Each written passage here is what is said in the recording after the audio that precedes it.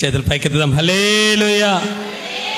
63వ కీర్తన దావీదు రాశాడు. అక్కడ పైన ఉంది, దావీదు యూదా అరణ్యములో ఉండగా, అరణ్యపు అనుభవంలో, అరణ్యపు మార్గములో, అగమ్య గోచర పరిస్థితులలో, ఆందోళనకరమైన పరిస్థితులలో, అపాయకరమైన పరిస్థితులలో, ఆలోచన తట్టని పరిస్థితులలో దావీదుకు ఒక ఆలోచన వచ్చింది.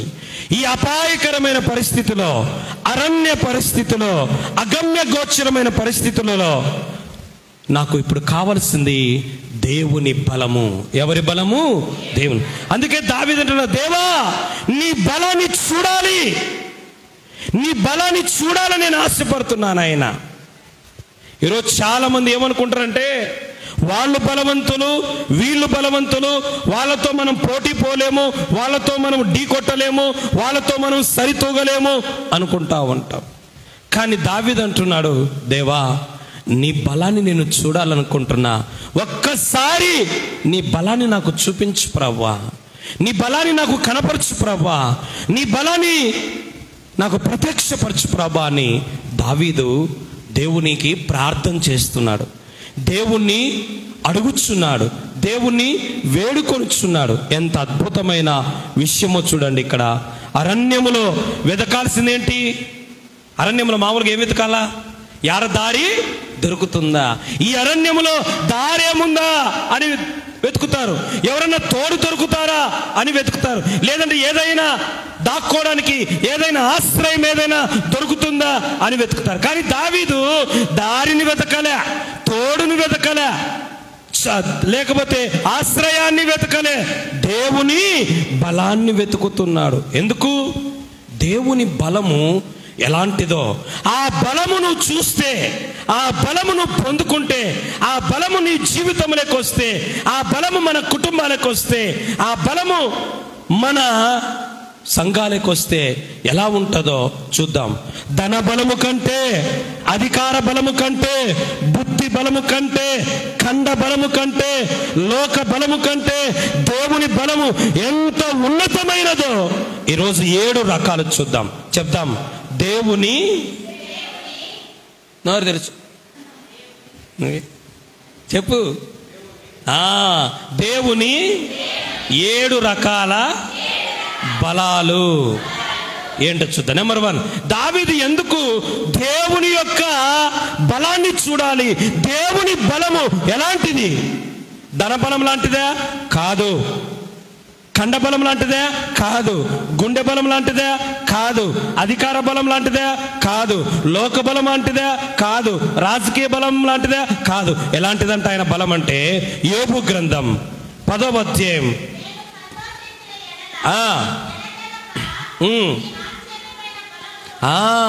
ఎలాంటి బలం అంటే ఆయనది ఆశ్చర్యకరమైనది.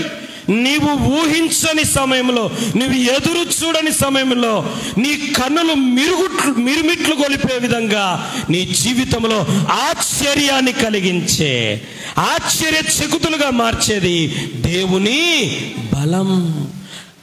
ఇది జరుగుతుందని అస్సలు నేను అనుకోలే, ఇట్లా అవుతుందని నేను అస్సలు అనుకోలే, ఎంత ఆశ్చర్యం అనుకునేలాగా ఆయన బలము మన జీవితాల్లో ఉంటుంది. ఎంత ఆశ్చర్యకరమైనదో తెలుసా ఆయన బలం? ఒక ఉదాహరణ చెప్తా, వినండి, నా వైపు చూడండి. ఒకసారి షడ్రక్, మెషక్, అబేద్నెగోలను రాజు తీసుకొని అగ్నిగుండంలో వేస్తాడు. అగ్నిగుండంలో వేస్తే వీళ్ళు కాలిపోలే. రాజుకు ఆశ్చర్యమైంది, ఏంది వీళ్ళు కాలిపోలేదే, వీళ్ళ బట్టలు కాలిపోలే, వెంట్రుకలు కాలిపోలే, అస్సలు అగ్ని వాసన కూడా రాలే. అయితే అదే కాదు ఆశ్చర్యం, మనం ముగ్గురిని కదా వేసింది, ఎంతమంది ఉన్నారు? 4 ఉన్నారే. ఇదేందబ్బా ఇది, వాళ్ళు కాలిపోలే.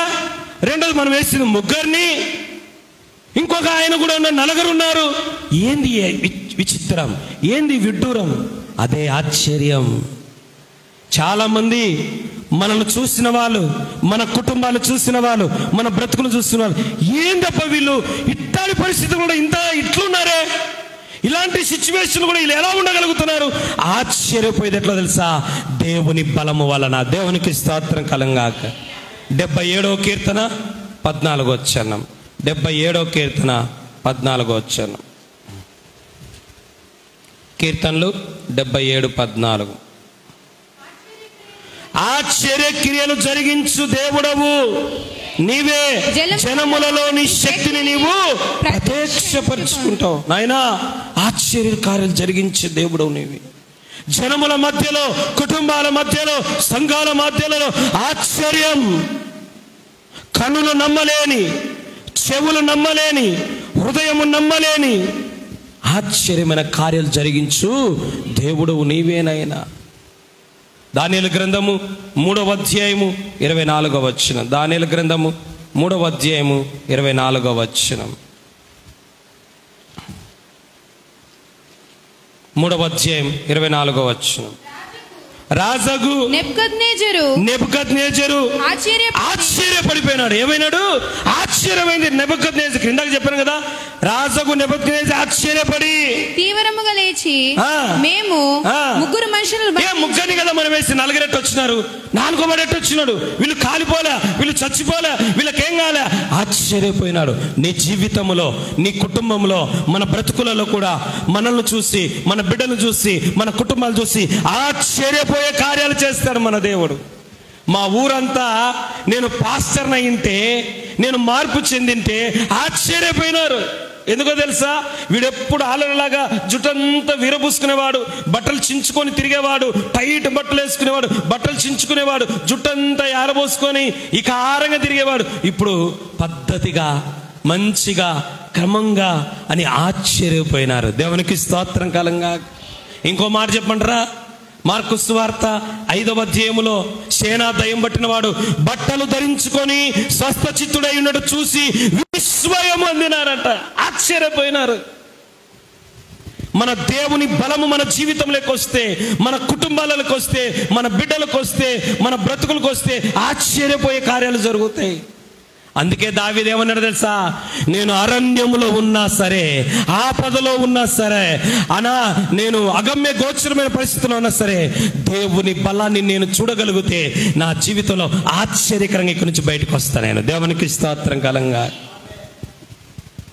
మనం ఎప్పుడు కూడా భయపడాల్సిన అవసరం లేదు. ఆశ్చర్యముగా మన జీవితంలో ఆయన బలాన్ని ఇట్లాంటి చూస్తే ఎన్నో ఉన్నాయి. మత్తయి సువార్త 8:27, మత్తయి సువార్త, మత్తయి సువార్త 9:30. ఆశ్చర్యకరమైన తన బలాన్ని చూడండి, అక్కడ చూడండి. ఆయన ఆశ్చర్యకరమైన, యోబు ఆశ్చర్యపోయినాడు ఆయన బలాన్ని చూసి. ఆశ్చర్యకరమైన బలం. నువ్వు అరణ్యములోంటి పరిస్థితిలో ఉన్నా బాధపడొద్దు, భయపడొద్దు. అపాయకరమైన పరిస్థితుల్లో ఉన్న బాధపడద్దు, భయపడద్దు. అగమ్య గోచరమైన పరిస్థితుల్లో ఉన్న బాధపడద్దు, భయపడద్దు. ఒక మాట అడుగు, ప్రభా నీ బలాన్ని చూపించు నాయనా. వాళ్ళకు నీ బలాన్ని చూపించు, నాకు నీ బలాన్ని చూపించు. నన్ను అవమానిస్తున్నా, నన్ను కృంగదీస్తున్నా, నన్ను హేళన చేస్తున్నా, నన్ను అవమానపరుస్తున్నా, నన్ను బాధపడుతున్నా వారికి ఒక్కసారి నీ ఆశ్చర్యకరమైన బలాన్ని చూపించు, నాకు చూపించు ముందు. హల్లెలూయా. రెండో విషయం చూద్దాం. రెండవదిగా దేవుని బలము ఎలాంటిదంటే, ఒకటి ఆశ్చర్యకరమైన బలము. రెండవది చూద్దాం. రెండవది చదువుదాము. యెషయా గ్రంథ కీర్తనలు 20వ కీర్తన 6వ వచనం చదువుదాం. 26.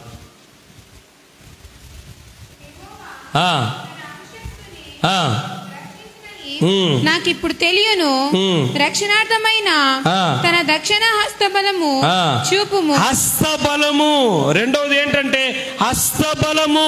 చూడండి, నా పిక్చర్ చూడండి. ఇందాక ఆశ్చర్యకరమైన బలం, రెండవది హస్తబలము. ఎంత బాగుందో చూడండి. ఆయన బాహువు బలమైనది, ఆయన హస్తబలము. ఆ హస్తం నీ మీదకి వస్తే బలహీనమైన నువ్వు బలపడతావు. ఆయన హస్తం నీ మీదకి వస్తే రోగివైన నువ్వు స్వస్థపరచబడతావు. ఆయన హస్తం నీ మీదకి వస్తే ఓడిపోయిన నీవు జయిస్తావు. ఆయన హస్తం నీ మీదకి వస్తే కృంగిపోయిన నీవు లేచి నిలబడతావు. అంత బలమైనది ఆయన హస్తం, ఆయన హస్తబలము. యెషయా గ్రంథం 66, యెషయా 66:14. యెషయా గ్రంథం 66, 14 చదవాలా? టక్క టక్క చదువుతాను. 66:14 మీరు చూడగా మీ హృదయములు ఉల్లసించును, మీ ఎముకలు లేత గడ్డి వలె బలియును. యెహోవా హస్తబలము ఆయన సేవకులెడల కనపరచును. చూడండి, నీరసించిపోయి, నిరాశపడిపోయి, నలిగిపోయి, బలహీన పడిపోయిన వారి మీదికి ఆయన హస్తం రాగానే వచ్చింది, ఉల్లాసముతో నిండిపోయినారంట. అంతవరకు ఉసూరుమన్నారు, ఇప్పుడు ఉల్లాసంతో. రెండోది ఏమంట? లేత గడ్డి వల్ల వాళ్ళ ఎముకలో శక్తి కోల్పోయినారు. నరములో, ఎముకలలో, కండరాల్లో శక్తి లేదు, కూర్చోలేరు, నిలబడలేరు, పడుకోలేరు. అలాంటి వారిలోకి ఆయన హస్తబలము పోగానే ఎట్లంట? లేత. ఎంత గొప్ప కార్యం చూడండి దేవుని. అందుకే ఒక్కసారి నన్ను తాకు ప్రభువా, ఒక్కసారి నీ హస్తాన్ని నా మీదికి చాపు ప్రభువా అని మనం ఆయనను అడగాల్సిన వారము. లేత గడ్డి వలె బలియును అంట. బలం వస్తుంది ఆయన హస్తము, ఉద్యమం వస్తుంది ఆయన హస్తం మన మీదకి వస్తే, ఉల్లాసం వస్తుంది ఆయన బలం. ఆయన హస్తం మన మీదకి వస్తే ఉల్లాసం వస్తుంది, బలియును, బలం వస్తుంది. ఎంత గొప్ప విషయం చూడండి. నిర్గమాకాండము 13వ అధ్యాయము 3వ వచనం. నిర్గమాకాండము 13వ అధ్యాయం 3వ వచనం. ప్రభు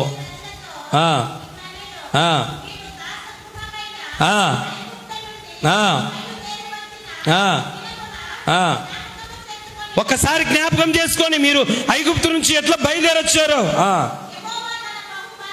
యెహోవా తన బాహుబలము అంటే, ఆయన బాహు అంటే చెయ్యి, ఆయన బాహుబలము చేత దాని ఐగుప్తు చెరలో నుంచి, ఐగుప్తు దాస్యములో నుండి, ఐగుప్తు పాపములో నుంచి, ఐగుప్తు శాపములోంచి, ఐగుప్తు దారిద్ర్యములో నుంచి మిమ్మల్ని బయటికి తీసుకొచ్చాడు. ఈరోజు ఆయన హస్తము నీ మీదకి వస్తే, మన కుటుంబాల మీదకి వస్తే, ఎక్కడైతే మనం బంధించబడి ఉన్నామో, ఎక్కడైతే మనం బాధించబడుతున్నామో, ఎక్కడైతే మనము సంఖ్యల చేతున్నామో, మనల్ని బయటికి తీసుకొని వస్తాడు ఆయన. దేవునికి స్తోత్రం కాలంగా.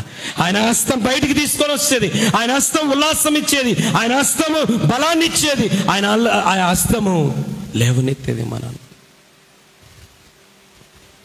అందుకే రెండవదిగా హస్తబలము.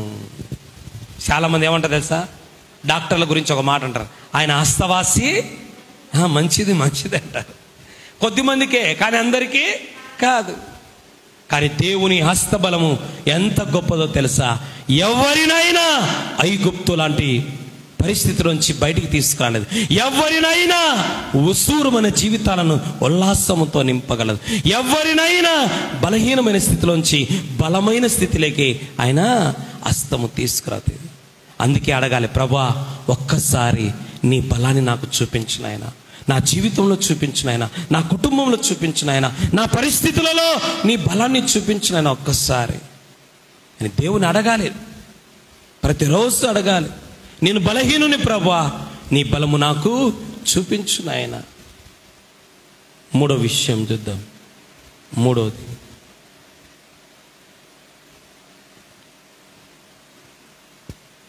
న్యాయాధిపతులు 15వ అధ్యాయం 14 వచ్చిన. న్యాయాధిపతులు 15:14.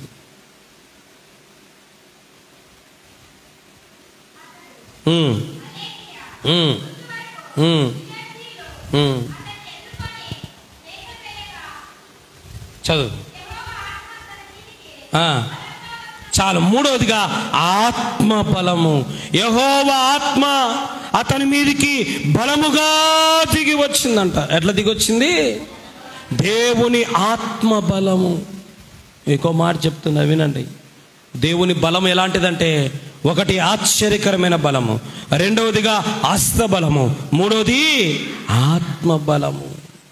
ఎలాంటి పరిస్థితుల్లో ఉన్నాడో తెలుసా? సంసోను దెలీలా సంసోనును కట్టేసి ఉంచుతుంది. అలాంటి పరిస్థితిలో ఒకసారి, ఇంకోసారి సింహం ఎదురొస్తుంది, రెండోసారి ఇంకోసారి నక్కలు పట్టుకోవాల్సిన పరిస్థితి అవుతాయి. అప్పుడు ఎన్నోసార్లు దేవుని బలము సంసోను మీదకి దిగి వచ్చినప్పుడు ఎన్ని బలమైన కార్యాలు ఆయన జీవితంలో చేశాడో. ఈరోజు మన జీవితంలో కూడా దేవుని బలం అనేది మనకు చాలా ప్రాముఖ్యమైనది మనం గుర్తుపెట్టుకోవాలి. ఆమె తాళ్ళు పేని ఆయన కట్టేస్తే ఆయనను బంధించాలని, అప్పుడు దేవుని బలం రాగానే ఆ కట్లు తెంచేసుకున్నాడు. తెంచేయడమే కాదు, ఏమైంది తెలుసా? నా వైపు చూడండి. ఆయన చేతుల్లో ఖడ్గము లేదు, ఆయన చేతుల్లో కత్తి లేదు, ఖడ్గము లేదు, ఆయుధం లేదు. ఏముంది? చదువు కింద వచ్చిన ఏముందో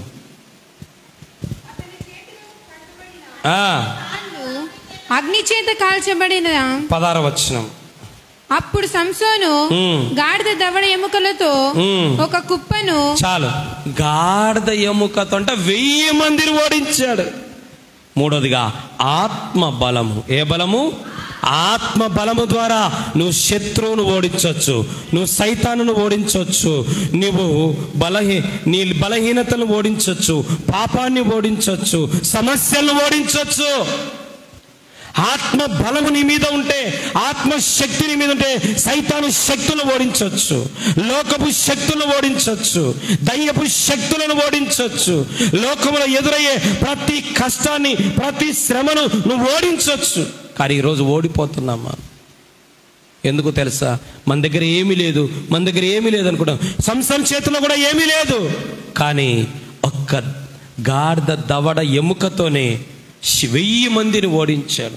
నీ జీవితంలో కూడా 1000 సమస్యలు రాని, 1000 శోధనలు రాని, 1000 మంది శత్రువు రాని, ఆత్మ బలముతో నువ్వు ఓడించగలవు. దేవునికి స్తోత్రం కలంగాక. నువ్వు జయించగలుగుతావు.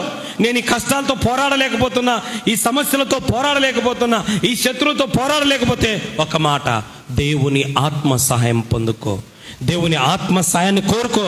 ప్రభువా, జయించే శక్తి నాకు ఇవ్వు నాయనా, ఓడించే శక్తి నాకే ఉన్నప్పుడు. అందుకే రోమాపత్రిక 8వ తన్ను ప్రేమించే వారికి అత్యధిక జయం ఆయన ఇస్తాడు మనకు. చాలా మంది శోధనలు జయించలేకపోతున్నారు, వ్యసనాలను జయించలేకపోతున్నారు, బలహీనతలను జయించలేకపోతున్నారు, సమస్యలు జయించలేకపోతున్నారు, సతికిలబడిపోతున్నారు. ఎందుకు? కండ బలం ఉంది, గుండె బలం ఉంది, కానీ ఏం బలం లేదు? ఆత్మ బలము లేదు. ఆత్మ బలం కావాలి. లూకా సువార్త 4వ అధ్యాయంలో చూస్తే యేసు ప్రభువు 40 రోజులు ఉపవాసం ఉన్న తర్వాత ఆత్మ బలముతో, ఏ బలముతో? ఆత్మ బలముతో. ఆత్మ బలం కావాలి. చాలా మంది శరీరంలో బలంగా ఉంటారు, ఆత్మలో ఎట్లుంటారు? బలహీనంగా ఉంటారు. కానీ దేవుడు అంటున్నాడు, నువ్వు ఆత్మ ద్వారా బలపరచబడితే నువ్వు ఏదైనా చేయగలుగుతావు. హల్లెలూయా. అపోస్తుల కార్యాలు మనం చూస్తే ఫిలిప్పును ఆత్మ బలపరిస్తే రథము కంటే ముందు, ఒక మాట వినాలి, రథం ఫాస్ట్ పోతుందా? మనిషి ఫాస్ట్ పోతాడా? మనిషి ఆడబోతాడు. రథం పోతుంటే రథం అంత ఫాస్ట్, బస్సు అంత ఫాస్ట్, స్కూటర్ అంత ఫాస్ట్ మనిషి పోతాడా? కానీ రథము కంటే ముందు పరిగెత్తినట. దేని ద్వారా తెలుసా? ఆత్మశక్తి ద్వారా. ఆత్మ శక్తి ద్వారా. ఏలియా ఎన్ని రోజులు? 40 రోజులు ప్రయాణం. దేంట్లో? విమానంలో, బస్సులో, ట్రైన్లో కాదు. 40 రోజులు ఆగకుండా, అలసిపోకుండా ప్రయాణం చేశాడు. దేనివల్ల? ఆత్మ బలము ద్వారా. ఈరోజు నీవు జీవితంలో కూడా సమస్యల్లో అలసిపోవద్దు, శోధనలో అలసిపోవద్దు. నువ్వు జయించాలి. సాతాను చేతులు అలసిపోకుండా, ఓడిపోకుండా జయించాలంటే ఆత్మ బలము కావాలా? ఆత్మ బలము కావాలి. ప్రభువా, నీ ఆత్మతో నన్ను నింపు నాయనా, నీ ఆత్మతో నన్ను నడిపించు నాయనా, నీ ఆత్మతో నన్ను తండ్రి శక్తివంతునిగా చేయనాయనా. బలహీన సమయములో నీ బలము ప్రసాదించుము, బలహీన సమయములో నీ బలము ప్రసాదించుము, జీవనదిని నా హృదయములో ప్రవహింపచేయుమయా, జీవనదిని నా హృదయములో ప్రవహింపచేయుమయా, నాలో ప్రవహింప చేయుమయ్యా. నువ్వు జయించాలంటే ఆత్మబలము కావాలా, నువ్వు ఉజ్జీవింపబడాలంటే హస్తబలము కావాలా, అందరూ ఆశ్చర్యపోవాలంటే ఆశ్చర్యకరమైన బలము కావాలి. నీ జీవితాన్ని చూసి అందరూ ఆశ్చర్యపోవాలి. నాలుగో విషయం, నాలుగోదిగా దానియేలు గ్రంథము 2వ అధ్యాయం 20వ వచనం. దానియేలు 2:20. దేవుడు జ్ఞాన బలమును, చాలు వినండి, ఎవ్వరు చెప్పలేని ప్రశ్నలకు దానియేలు జవాబు చెప్పాడు. కారణం ఏంటో తెలుసా? దానియేలుకు అంత జ్ఞానం లేదు, అంత తెలివి లేదు. మరి ఎట్లా చెప్పినాడు? దేవుడు జ్ఞాన బలము కలిగిన వాడు. మన జీవితంలో ప్రతి ప్రశ్నకు జవాబు, మన జీవితాలు కట్టుకునే జ్ఞానం, మన కుటుంబాలను కట్టుకునే జ్ఞానం, మన సేవలను కట్టుకునే జ్ఞానం, మన బ్రతుకులను కట్టుకునే జ్ఞానము ఎక్కడుందో తెలుసా? దేవునిలో ఉంది. చాలా మంది, దేవుని వాక్యం చెప్తుంది, జ్ఞానము లేకనే నా ప్రజలు నశించిపోతున్నారు, పడిపోతున్నారు, కూలిపోతున్నారు, నష్టపోతున్నారు. జ్ఞానం కావాలా? ఎక్కడి నుంచి వస్తుంది?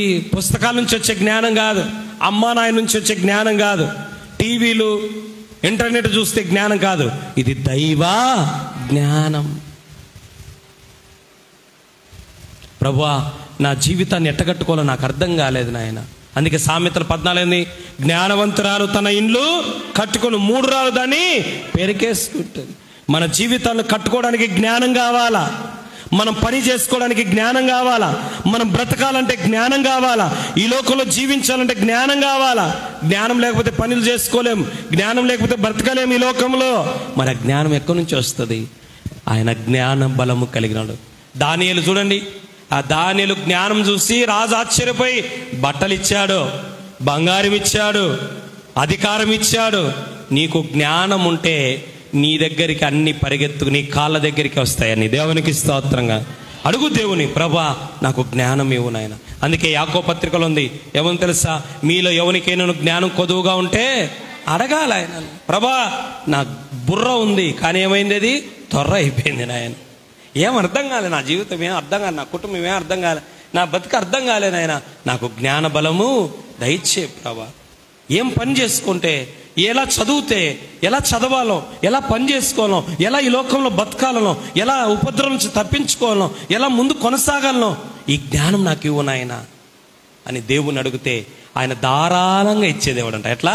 ధారాళంగా ఇచ్చే గొప్ప దేవుడు మన దేవుడు. అందుకే జ్ఞాన బలము, మన దేవుడు కలిగి ఉన్న బలం ఏంటి? జ్ఞాన బలం.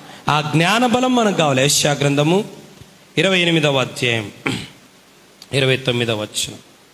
యెషయా 28:29.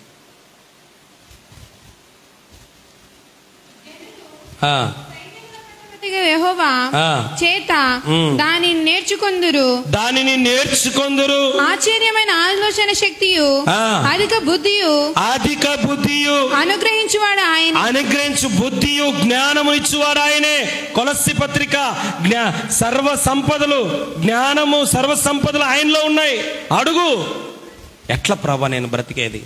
నాకు ఆ తెలివితేటలు ఇవ్వు నాయన. ఎట్లా నేను చదివేది? ఆ తెలివితేటలు ఇవ్వు నాయన. ఎలాగో నేను ఈ లోకంలో ముందుకెళ్ళేది? ఆ తెలివితేటలు నాకు ఇవ్వు ప్రభా అని మన దేవుణ్ణి అడిగితే ఆయన మనకు జ్ఞానం ఇచ్చే దేవుడై ఉన్నాడు. ఒకడంతా చెప్పినా కదా ఇంతకుముందు, 2 గొడ్డలి తీసుకొని, చెరొక గొడ్డలి తీసుకొని కట్టెలు కొట్టుకోవడానికి అడిగి పోయినారట. ఆడికి పోయినాడు? కట్టెలు కొట్టుకోవడానికి అడిగి పోయినాట. ఒకడు సాయంత్రం కల్లా పెద్ద మోపేసుకొని, మామూలు పెద్ద మోపేసుకొని వచ్చినాడు ఇంటికి, ఎదురెదిరిన్లే. ఇంకొకడు సాయంత్రం కల్లా ఒక కట్టె భుజం మీద పెట్టుకొని వచ్చినాడు. ఒకడేమో మోపేసుకొని వచ్చినాడు, ఇంకొకడేమో ఒక పెద్ద కట్టె ఒకటే తీసుకొని వచ్చినాడు. వాళ్ళిద్దరు భార్యలు కూర్చొని అడుగుతాను, మా ఆయన ఏం పెద్ద మోపేసుకొని వచ్చినాడు, మీ ఆయన ఒకటే వేసుకొచ్చినాడు, ఇంతకు యాడుంది వదినా అని ఇద్దరు డిస్కషన్ చేసుకుంటున్నారు. యాడ సమస్య ఉంది వాళ్ళకి అర్థం కాలే. తర్వాత వీళ్ళిద్దరు తెల్లారి మళ్ళా పోయినారు కట్టెలు కొట్టడానికి. పోతుంటే అప్పుడు వచ్చేప్పుడు ఒక పెద్ద ఆయన చూసినాడు. పెద్ద ఆయన చూసి ఇద్దరిని పిలిచినాడు. పిలిచి, రే వాడు మోపు కొట్టుకొని వచ్చాడు, పెద్ద మోపు. నువ్వు ఒకటే కొట్టుకొచ్చే కారణం ఏంట్రా అని. అదే నాకు అర్థం కాలే. ఏంది వాడు సాయంత్రకాలం మోపు కొట్టాడు, నేనేమో ఒకటే కొట్టుకొని వచ్చినా అన్నాడు. అప్పుడు ఆయన అన్నాడు, వాడు గొడ్డలితో పాటు ఏం వాడినాడు? బుర్ర వాడినాడు. నువ్వు గొడ్డలు ఒకటే. ఎందుకు తెలుసా? పనికి పోయేప్పుడు గొడ్డలు ఇప్పుడు గొడ్డల్ని ఏం చేసుకొని పోవాలా? పదును పెట్టుకొని పోవాలా. వీడు పదును పెట్టుకొని పోయినాడు, కొడతంటే తెగిపోతుంది. వీడు మొద్దు గొడ్డలు తీసుకొని పోయినాడు, సాయంత్రం కొడతానే ఉన్నాడు, కొడతానే. బలమంతా పోతుంది కానీ కట్టె అది కొయ్య మాత్రము. మనం కూడా అంతే, రాత్రి అనగా పగలనగా కష్టపడతానే ఉంటాం, కానీ ఏమీ ప్రయోజనం ఉండదు. కారణం ఏంటంటే కష్టం ఉంది, బలం ఉంది, ప్రయాసం ఉంది, కానీ ఏం వాడడం లేదు. కండ బలము కంటే బుద్ధి బలము చాలా గొప్పది. అందుకే అది దేవుని అడగండి, ప్రభా నాకు జ్ఞాన బలము కావాలి నాయనా అని అడగండి. ఐదో విషయం, ఐదవది ఇర్మియా గ్రంథం 37వ అధ్యాయం. ఇర్మియా 37:17, 32:17.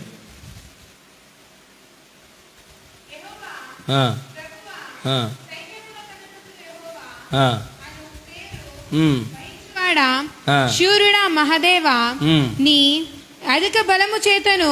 అధిక బలము చేతను. చాలు. ఏ బలం అంటే ఆయన దగ్గర ఉండేది? అధిక బలం ఉందంట ఆయన దగ్గర. అధిక బలము, అధిక బలం ఆయన దగ్గర ఉందంట. ఈ లోకంలో డబ్బు అధికంగా అంటే ఎక్కువ, డబ్బు కంటే ఎక్కువైంది దేవుని బలం. ధన బలము కంటే ఎక్కువైనది, రాజకీయ బలము కంటే ఎక్కువైనది, ఖండ బలము కంటే ఎక్కువైనది, బుద్ధి బలము కంటే ఎక్కువైనది, లోక బలము కంటే ఎక్కువైనది, దయ్యముల శక్తి, మంత్ర శక్తుల బలము కంటే అధికమైనది. ఇంకా బలానికి మించిన బలము లేదు. చూడండి, మనిషిని మించినోడు ఉంటాడు, తాటిని తన్నేవాడుంటే తలను తన్నేవాడు ఉంటాడు, కానీ దేవుని బలానికి మించిన అధిక బలం ఈ సృష్టిలో ఎవరికి? అధిక బలం ఉంది ఆయన దగ్గర.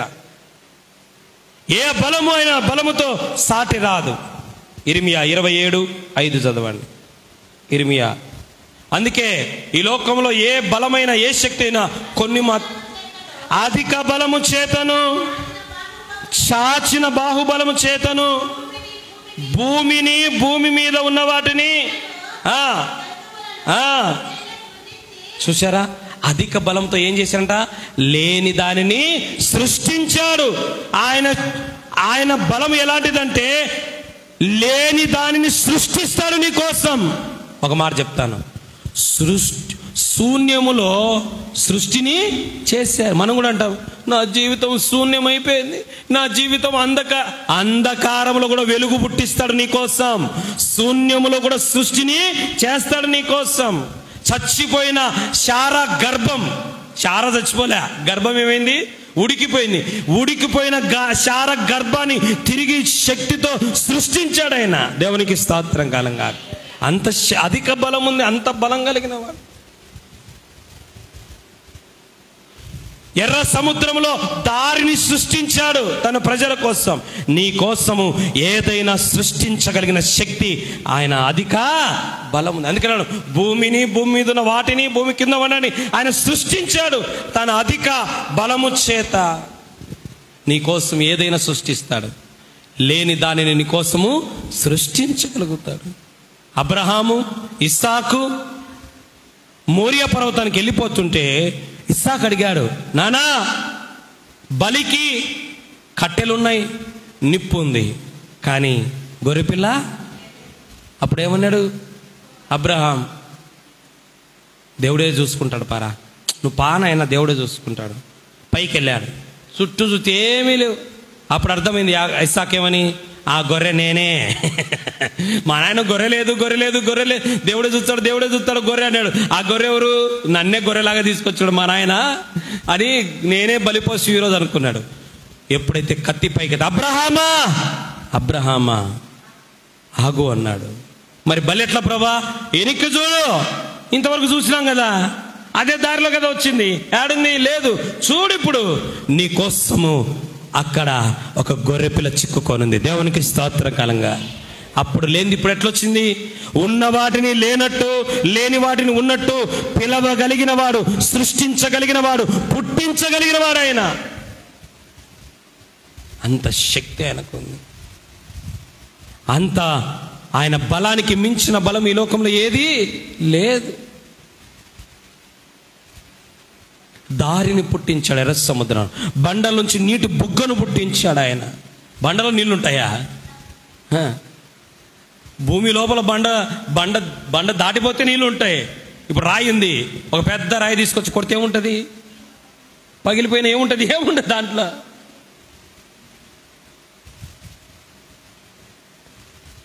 ఆ రాయిలోంచి ఏం పుట్టించాడు? నీటిని పుట్టించాడు. నీ కోసం ఏదైనా సృష్టించే, నిన్ను సృష్టించిన దేవుడు నీ కోసం ఏదైనా సృష్టించగలుగుతాడు. నీకు ఏది లేదో దాన్ని ఉన్నట్టుగా సృష్టించగలడు. నీకు ఏది వద్దో అది లేనట్టుగా సృష్టించగలడు. అంత శక్తి కలిగిన దేవుడు. అందుకే ఆయన అధిక బలము చేత సృష్టించాడంట. ఎంత గొప్ప దేవుడు. 105వ కీర్తన 24 వచ్చాను.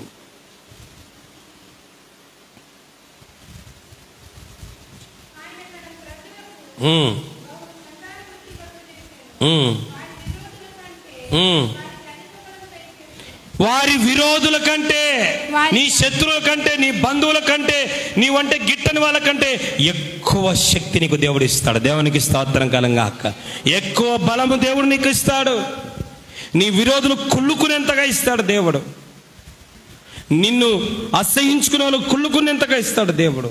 విరోధుల కంటే, బంధువుల కంటే, ఇరుగు పొరుగు వారి కంటే అధిక బలము దేవుడు నీకు ఇస్తాడు. అంత బలము కలిగిన వాడు. ఆయన బలానికి ఏది సాటి రాదు. ఒక ఉదాహరణ చెప్పమంటారా? మోషే కర్ర తీసుకొని కింద పడే అన్నాడు. కింద పడేస్తే పాము అయింది. శకునగాండ్రు, గారడి వాళ్ళు కూడా కింద పడేశారు. వాళ్ళ కర్రలు కూడా ఏమైనాయి? పాములైనాయి. కానీ వీటన్నిటినీ మోసే కర్ర ఏమైంది? మింగేసింది. వాళ్ళకు బలం ఉంది, కానీ మోషే దేవుని బలం ఉంది. ఆ బలము చాలే.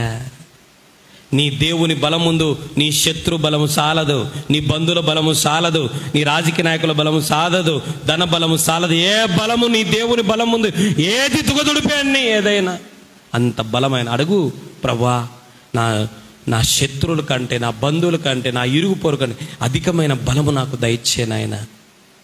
ఆయన అధిక బలం. దావీదు అడిగారు, నీ బలము నాకు చూపించు. ఎందుకంటే ఆయన బలము అధికమైనది. 6వ విషయం, 6వదిగా ఆయన బలము ఎలాంటిదని దేవుని వాక్యం సెలవిస్తుందంటే, యెషయా గ్రంథం 42వ అధ్యాయం 25వ వచనం, కీర్తనలు 18:39. యెషయా గ్రంథము 42వ అధ్యాయం 25వ వచనం.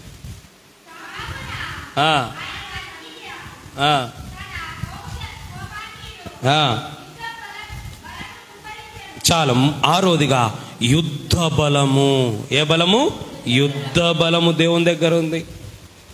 ఆయన యుద్ధ బలమును కుమ్మరించినాడంట వాళ్ళ మీద.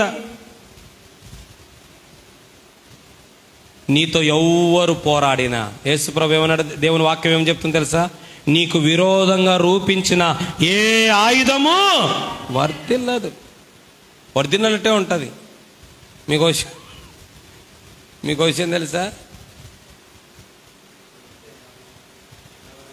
54 కాదు, 42:25. 42:25. మనకు విరోధమైన ప్రతి ఆలోచన దేవుడు విరగ్గొడతాడు. మనకు విరోధమైన ప్రతి ప్రయత్నాన్ని దేవుడు విరగ్గొడతాడు. ఎందుకంటే నీకు విరోధమైన, అది ప్రభుత్వమైన, ప్రజలైన, పథకమైన, ఏదైనా నీకు విరోధంగా ఉంటే తాత్కాలికంగా వాళ్ళు గెలిచినట్టు ఉండొచ్చు, కానీ తుది విజయము మనదే. మనల్ని బెదిరిస్తే ఆయన బెదరగొడతాడు. మనల్ని 2 దెబ్బలు కొడితే వాని ఒళ్ళంతా సితకబాస్తాడు. అది జరుగుతుంది దేవుడు, కానీ అది నిరూపిస్తాడు కూడా దేవుడు. అందుకే ఓపికతో మనం ఎదురు చూడాలి. యుద్ధ బలము కలిగిన వాడు ఒక బాణం వేసి నేను కొట్టింటే వాడి బాణం తగిలింది, ఆయన కొడితే తిరిగి లేలేవు. అందుకే వాక్యం ఏమి సెలవిచ్చింది తెలుసా? దావీదు ఒక మాట అంటాడు, మనుషుల చేతిలో పడుట కంటే యెహోవా చేతిలో పడుట భయంకరం. నీకు విరోధమైన ఏ ఆయుధము వర్ధిల్లదు. వాళ్ళు గెలిచినట్టే ఉంటుంది, కానీ గోతిలో పడిపోతానే ఉంటారు. 18వ కీర్తన 39 వచ్చాను. 18:39.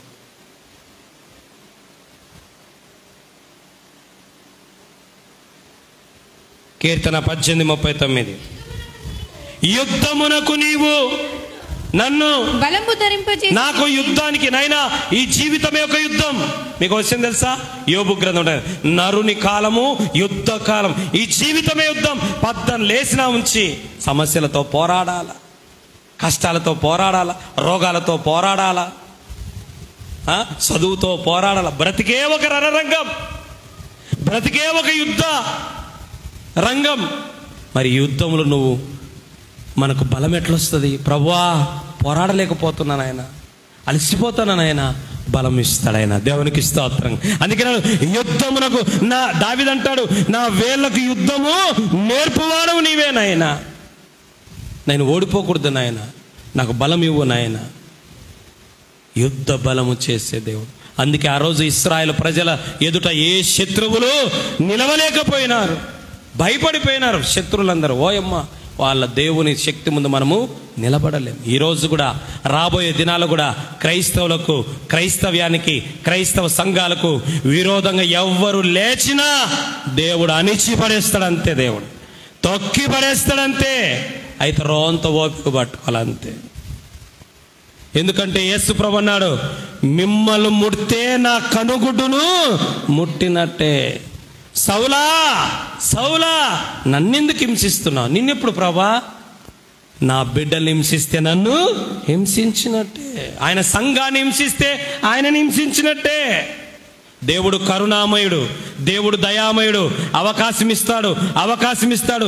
రెచ్చిపోయినారు అనుకో దేవునికి విరోధంగా, ఒక్కసారి ఏం చేస్తాడు? పడుకొని ఆయన మంచం మీద అని చెప్తాడు. మంచం మీద ఎవరిని? మనల్ని కాదు, మనల్ని తిట్టడానికి, మనల్ని కొట్టడానికి, చర్చిలు కట్టకుండా, సువార్త చేయకుండా, పరిచర్య చేయకోకుండా, చర్చికి రాకుండా చేస్తుంటే వాళ్ళని రోజు చేపేం చేస్తాడు? పడుకొని ఆయన వాళ్ళకి స్వేచ్ఛకపోని అని చెప్తాడు. అంత పరిస్థితి తెచ్చుకోవాకండి. ఎందుకంటే క్రైస్తవులు కొట్టినా కొట్టించుకుంటారు, తిట్టినా తిట్టించుకుంటారు, అన్నీ అనిపించుకునేది ఎందుకో తెలుసా? మా దేవుడు ఒక మాట చెప్పాడు, పగ తీర్చుకొనుట నా పని, నేను చూసుకుంటా, వాళ్ళ కథ మీరు వండి అంటాడు ఆయన. అందుకే యుద్ధ బలము నేర్పువాడు, యుద్ధాన్ని నేర్పువాడు, యుద్ధ బలమును దయచేవాడు ఆయన మనకు. ఎప్పుడు మనం ఓడిపోయినట్టే ఉంటాం, కానీ ఓడిపోము. మీకు విషయం తెలుసా? సంసోన్ అందరు గుడ్డోడు ఈయన కన్ను వీకేసినాం, వీడు ఓడిపోయినాడు. వీడంట నక్కలను 300 నక్కలను పట్టుకున్నాయంట. కోట యొక్క తలుపులు, 2 తలుపులు 100 మంది మోసి తలుపులు ఒక్కడే 2 పట్టుకొని వచ్చినాడంట. దౌడ ఎముకతో 1000 మందిని కొట్టినట్టు. ఇప్పుడు చూడు అంటే సంసోను జీవితంలో బ్రతికున్నప్పుడు కాలమంతా జయించినంత మందిని చివరి సమయంలో ఓడిపోతున్నాడన్న సమయంలో అంతటిని మట్టు పెట్టేశాడు. దేవునికి స్తోత్రం కలంగా. అది దేవుని బలము అనే యుద్ధ బలమును. ఎప్పుడైనా నువ్వు నీరసించి బలహీన పడిపోయినట్టు, ప్రభా ఇంకా నాకు వద్దునైనా ఈ జీవితంలో నేను పోరాడలేకపోతున్నా అనుకోవాకాను. ఈ మధ్య నిన్న ఒక ఈనాడులో వచ్చింది, ఎంత ఘోరం తెలుసా? సెంట్రల్ ఉద్యోగం చేసి మంచి ఇండ్లున్న తల్లి తండ్రి ఒక చోటుకి పోయింటే, నేను మళ్ళీ వస్తానని పిల్లలను తీసుకొని వచ్చి ఆ పిల్లల కాళ్ళు కట్టేసి, చేతులు కట్టేసి, తల 2 బకెట్లలో తల పెట్టేసి చంపేసినాడు. 2 పిల్లలు, ఒకరికి 6 ఏళ్ళు, ఒకరికి 7 ఏళ్ళు. అంతే. ఎందుకు చంపినాడు తెలుసా? చదవలేకపోతున్నారు అంట. ఏం రా, చదవకపోతే ఏమి? చదవనోళ్ళు కోట్లు సంపాదించారు, చదవనోళ్ళు మిద్దెలు కడుతున్నాడు. చదివితేనే నా బిడ్డలు, చదవకపోతే బిడ్డలు కాదా? చదవకపోతే వాళ్ళకి ఇంకో పని దేవుడు ఇచ్చినాడేమో.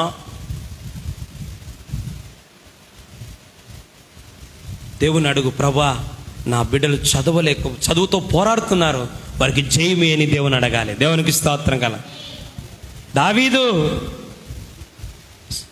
ఫిలిస్తీయుడు యుద్ధం చేస్తుంటే గొలియాతు దావీదు వస్తే అన్ననే సొంతనే ఏమో తెలుసా? పరా పెద్ద పోటుకోండి మధ్య కానీ పిల్లనాయలపా అన్నాడు. అప్పుడు సౌలు అన్నాడు, ఏమన్నాడు తెలుసా? ఒరే నువ్వు బాలుండురా, అక్కడ రాశాడు, నువ్వు బాలుడురా, నీకు బలం చాలదురా, నీ చేత కాదురా అన్నాడు. పెద్ద పెద్ద కండలు తిరిగి మిస్సాలు తిరిగిన వాళ్ళందరూ దాక్కున్నారు. పిల్లనాయలు నువ్వు వచ్చిన పిల్లో నువ్వు ఏం చెప్తారా అన్నాడు. ఆ పిల్లోడే అంత ఎత్తైన గొలియాతును మట్టు పెట్టాడు. దేవునికి స్తోత్రం. గట్టిగా చప్పట్లు కొట్టగా. నా పిల్లలు చదవలేరు, నా పిల్లలు అంత తెలియలేనని చంపుకోకండి బిడ్డలను. రేపు వాళ్ళే గొప్ప వీరులు అవుతారు. దేవునికి స్తోత్రం కాలంగాక. చదువు రాని దద్దమ్మ, పని రాని దద్దమ్మ, ఏమీ చేయలేని దద్దమ్మ అనుకున్నాడు, పెద్దమ్మగా మారుతాడు రేపు. హల్లెలూయా. దేవుడు నేర్పిస్తాడు వాళ్ళకు. నీ చేత కాకపోవచ్చు వాళ్ళను లైన్లోకి తీసుకురావడం, కానీ దేవుని చేత, మా నాయన చేత కాలే, మా అమ్మ చేత కాలే, మా అన్న చేత కాలే, మా వదిన చేత కాలే, మా బావ చేత కాలే, మా అక్కల చేత కాలే, నన్ను మార్చడం, లైన్లోకి తీసుకురావడం. 2001లో దేవుడు లైన్లోకి తీసుకొని వచ్చినాడు. హల్లెలూయా. వీడు పనికిరాడని ఊర్లోంచి తన్నితే, మా ఊర్లో నుంచి తరిమితే బద్వేలకు పోయినా, అక్కడ తరిమితే మళ్ళీ ముద్దునూరుకి వచ్చా. ఆడ ఫుట్బాల్ ఆడితే 10,000కి, ఆడ ఫుట్బాల్ అయితే ముద్దునూరుకి. లాస్ట్కి ఎందుకు రావా అని అట్లా ఆడికి వీడికి తంత వాడిని ఒక చోట పెడతాని దేవుడు మార్చాడు. హల్లెలూయా.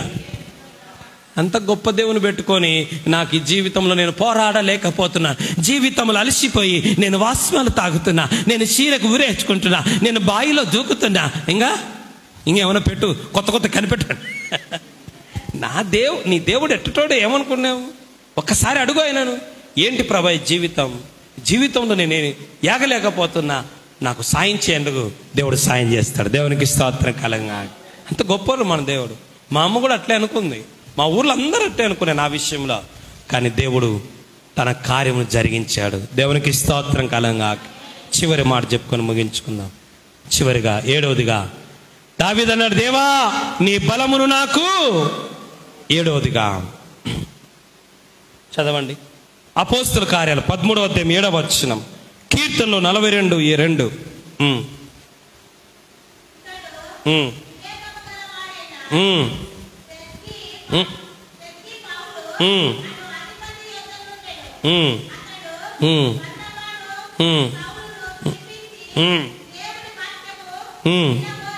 ఎన్నో వచ్చి ఎన్ని 13:17.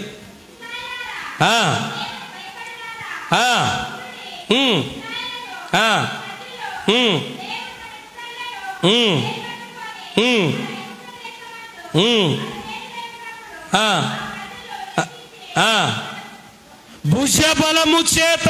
చివరిది దేవుని బలం ఏంటంటే ఆయన భుజం మీద మోసుకొని వచ్చాడు వాళ్ళందరినీ. దేవునికి స్తోత్రం కాలంగా. అక్క నువ్వు కూడా నాకు బ్రతుకు భారం అయిపోతుంది, కుటుంబం భారం అయిపోతుంది, చదువు భారం అయిపోతుంది అనుకోవద్దు. అనుదినము మన భారములు భరించే దేవుడు. దేవునికి స్తోత్రకాలంగా. అక్క భుజాలు దేనికి గుర్తు? భుజాలు దేనికి గుర్తు? మోయడానికి.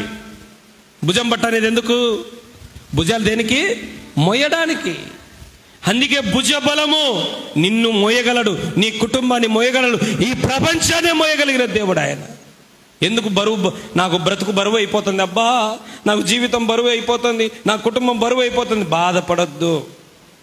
దేవుని వాక్యం సెలవిస్తుంది కీర్తనలో, ఆయన అనుదినము మన భారములు భరిస్తున్నట. ఎప్పుడు? ఒక రోజు కాదంట, ఒక వారం కాదంట, ఒక నెల కాదంట, అనుదినము అనుదినము మన భారములు ఆయన భరిస్తున్న గొప్ప దేవుడు. ఎంత గొప్ప ప్రభు. అందుకే యేసుప్రభు మత్తయి సువార్త 11 ఏమన్నాడు? ప్రయాసపడి భారం మోస్తున్న సమస్త జనులారా నా యొద్దకు రండి, మీ భారాలని నా మీద మోయండి, నేను మోస్తాను. మోసే దేవుడు, కాసే దేవుడు మనకుండగా మనం భయపడాల్సిన అవసరము లేదు, మనం భంగపడాల్సిన అవసరం లేదు, మనము కృంగిపోయి కృషించిపోయి కుమిలిపోవాల్సిన అవసరం లేదు. ఎందుకంటే అనుదినము మన భారములు భరించే దేవుడు మనకున్నాడు. అందుకే భుజబలము. చదవద్దులేమ్మా, అదే నా ఎద్దకు రండి, ఆ భారాలన్నీ నేను మోస్తాను. మన భారం భరించే దేవుడు. బ్రతుకు భారమైందని ఎప్పుడు అనుకోద్దు. మీకు విషయం తెలుసా? 6 లక్షల మంది కాల్బలం, మొత్తం దాదాపుగా 25 లక్షల మందిని ఐగుప్తు నుండి దేవుడు మోసుకొని వస్తే, ఆఫ్టర్ ఆల్ ఇంట్లో కట్టేసి కొడితే ఎంతమంది ఉంటారు? ఒక ఇంట్లో మామూలుగా ఒక 10 మంది ఉంటారా? చెప్పండి. అంతా ఆ కోడళ్ళు కొడుకులు అందరూ కట్టేసి కొడితే 10 మంది వద్దులు, 50 మంది వేసుకో. 25 లక్షల మందిని మోసిన దేవుడు, 25 లక్షల మందిని భరించిన దేవుడు, 25 లక్షల మందిని మోసుకొని రాగలిగిన దేవుడు 50 మంది నీ కుటుంబాన్ని మోయలేడా, భరించలేడా? మరి నువ్వేమంటే ఆ బరువు ఆయన మీద వేయడము మనము నేర్చుకోవాలి. కన్ను మూసుకుందాం, ప్రార్థన చేసుకుందాం. ప్రభువా, నాయనా, దావీదు అడిగినట్టుగా నేను కూడా అడుగుతున్నా. నాయనా, నీ బలమును నాకు చూపించు నాయనా, నీ బలమును నాకు చూపించు నాయనా. ప్రభువా, నీ బలమును నాకు చూపించు నాయనా, నీ బలము నాకు చూపించు నాయనా. హల్లెలూయా, హల్లెలూయా, హల్లెలూయా. నోరు తెరిచి అడుగుదాం. దావీదు అడిగాడు, నీ బలము నాకు చూపించు నైనా.